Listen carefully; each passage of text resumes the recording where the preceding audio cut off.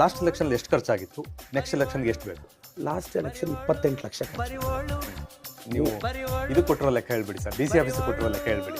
ಇಲ್ಲ, ನಾನು ಅಷ್ಟೇ ಮಾಡಿದ್ದು ಅಂತ. ಹಾಂ, ದುಡ್ಡಲ್ಲಿತ್ತು ಖರ್ಚು ಮಾಡೋಕ್ಕೆ. ಹತ್ರ ಎಷ್ಟು ಒಂದು ನಿಮಿಷ ನನ್ನ ಹತ್ರ ಎಷ್ಟು ದುಡ್ಡಿದೆ ಅಂದರೆ, ನನ್ನ ಕಾನ್ಸ್ಟಿಟ್ಯೂನ್ಸಿಯಲ್ಲಿರೋ ಬಡವ್ರ ಮಕ್ಕಳೆಲ್ಲ IAS ಟಾಪರ್ಸ್ ಮಾಡೋಷ್ಟು ದುಡ್ಡಿದೆ.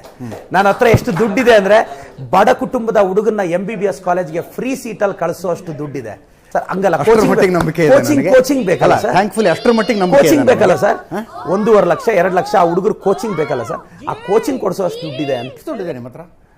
ನನ್ನ ಹತ್ರ ಸ್ವಲ್ಪ ಇದೆ ಸರ್. ಸ್ವಲ್ಪ ಅಂದರೆ ಸ್ವಲ್ಪ ಚಿಕ್ಕದಾಗಿ ಜೀವನ ಮಾಡೋಕ್ಕೆ, ಬಡವ್ರ ಮಕ್ಕಳನ್ನ ಬೆಳೆಸೋಷ್ಟು. 70-80 ಸಾವಿರ ಮನೆಗಳಿಗೆ ಸೀರೆ ಹಂಚಿದ್ರಂತೆ ಎಲೆಕ್ಷನ್ ಮುಗಿದ ಮೇಲೆ. ಎಷ್ಟು ಹಂಚಿದೆ?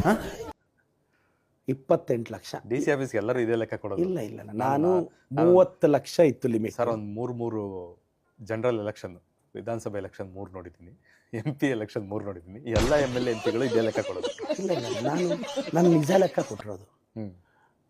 ಈಗ ನನ್ನ ಹತ್ರ ದುಡ್ಡಲ್ಲಿ ಕೇಳಿ, ನೀವು ಲೋಕಲಲ್ಲಿ ಕೇಳಿ, ಪ್ರದೀಪ್ ಅವ್ರು ಏನಾದ್ರು ದುಡ್ಡು ಕೊಟ್ರ, ಇನ್ನ ಕೆಲವರು ಬೈಕೊಂಡ್ರು, 1 ರೂಪಾಯಿ ಕೊಡ್ಲಿಲ್ಲ ಅವ್ನು MLA ಆಗೋದಾ ಅಂತಾರೆ. ಇದೇ ನನ್ನ ಮೇಲೆ ಇರೋ. ಬಟ್ ಸಂಸದರು ತುಂಬಾ ಖರ್ಚು ಮಾಡಿದ್ದಾರೆ ಅಂದ್ರೆ ಆವತ್ತು ಎಲೆಕ್ಷನ್. ನಾನಂತೂ 28 ಲಕ್ಷನೇ ಖರ್ಚು. ಇದು ಜಿನೇನ್ ಆನ್ಸರ್. ನೆಕ್ಸ್ಟ್ ಎಲೆಕ್ಷನ್ ಅದೇ 30 ಲಕ್ಷ ಇದೆ, ಇನ್ನೊಂದು ಲಕ್ಷ ಜಾಸ್ತಿ ಮಾಡ್ಬೋದು.